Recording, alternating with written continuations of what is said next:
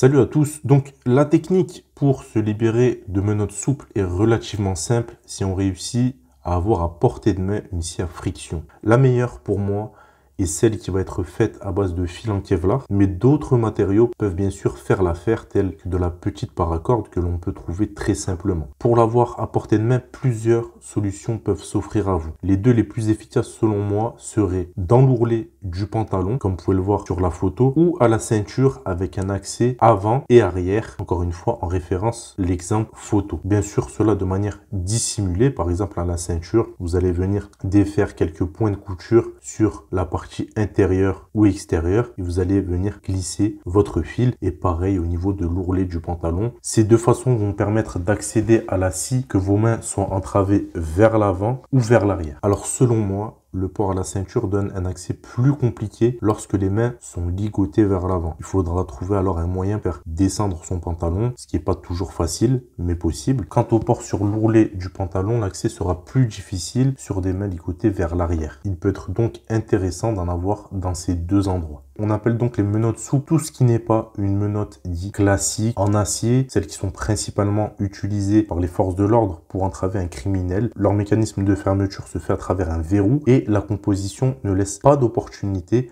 à être brisée, du moins sans bruit et rapidement. Certaines failles permettent de s'en délester, mais on va dire que c'est pas le but de cette vidéo. On va avoir trois catégories de menottes souples. En premier, celles en duct tape ou scie apparente. Bien sûr, elles vont être plus ou moins solides en fonction de la qualité du matériau. Elles ont l'avantage pour le prisonnier d'être moins désagréables. On va dire que ça attaque moins la chair et peut-être plus simple à légèrement desserrer. Cela dit, contrairement à ce que l'on pourrait penser, la substance collante viendra s'installer sur la scie, ralentissant beaucoup la progression. Après, encore une fois, tout dépend de la qualité. Mais ici, vous avez des exemples de scie à friction en Kevlar. Et je ne sais pas si on verra ça correctement à la caméra, mais vous pouvez voir qu'après une tentative, tout le produit collant s'est installé sur le fil. Donc déjà, vous le verrez dans les vidéos, j'ai mis plus de temps à pouvoir me libérer des étreintes en duct tape. Et bien entendu, c'est pas une scie qu'on va pouvoir réutiliser par la suite. Après ça, c'est pas très grave, on va dire. La deuxième catégorie, ça va être les serre-flex. Il existe plusieurs sortes. Certains sont destinés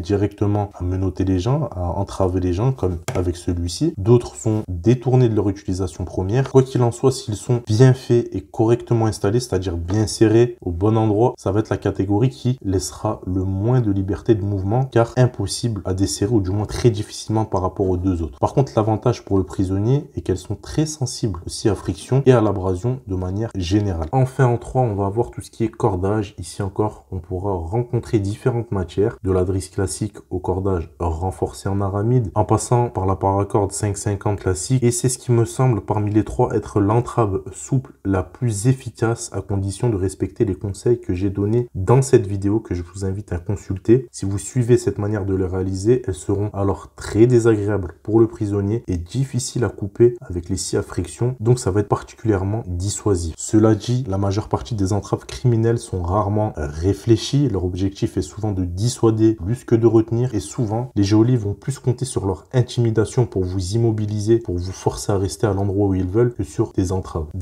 qui vont être avant tout psychologiques pour le prisonnier. Avant de vous faire voir ces exemples vidéo, il est intéressant de comprendre qu'un nœud coulissant devra être préparé en amont sur chaque extrémité de votre scie à friction pour faciliter la fixation. Ici, je vous donne l'exemple d'un nœud coulissant simple à réaliser. Bien sûr, il y en a d'autres, c'est à vous de voir, mais celui-là est vraiment très simple. Ça va vous permettre de les fixer rapidement au pouce ou au pied directement, vous faisant gagner ainsi un temps considérable. C'est souvent dans les premières minutes de l'enlèvement que va se jouer cette tentative de libération. C'est pour cela qu'il faut être efficace tout de suite, d'où l'intérêt d'un entraînement au préalable. Donc pour se libérer de ces différentes entraves, il faut dans un premier temps avoir accès, comme je vous l'ai dit, à cette fameuse scie à friction, et ensuite la passer derrière l'entrave et la fixer à vos pieds pour une entrave dans le dos, ou pieds et bouche pour une entrave devant vous. Alors là, on va avoir des exemples vidéo concrets que j'ai fait, à savoir que les entraves étaient volontairement desserrées, car si je les avais vraiment serrées, bon déjà ça aurait été douloureux et beaucoup plus long, et l'objectif de ces exemples, ça va être plus que vous compreniez la marche à suivre pour arriver à votre fin. Une technique d'évasion qui peut s'avérer utile pour le personnel armé évoluant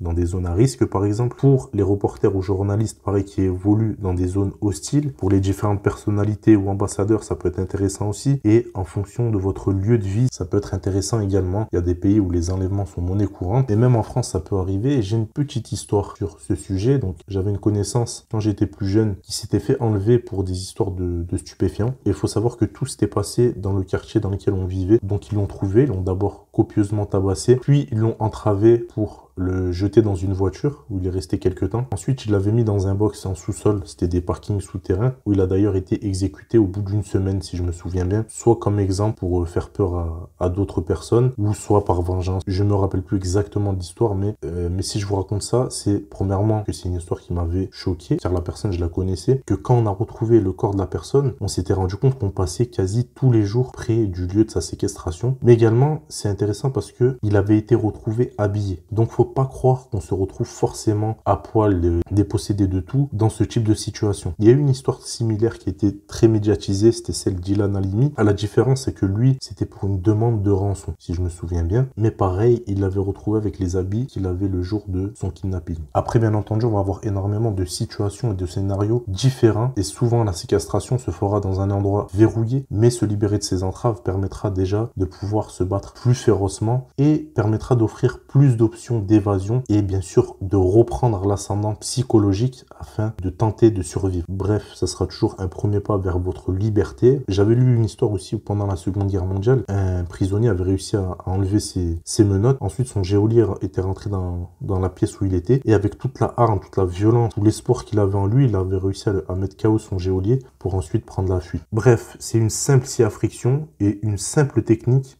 mais ça peut sauver des vies. Donc pas de mal à garder ça dans un coin de votre tête et à intégrer ce système à son EDC pour celui qui pense que ce sera utile. Merci à tous d'avoir suivi cette vidéo. C'était Boris pour la chaîne Civis Protocol. À plus, ciao.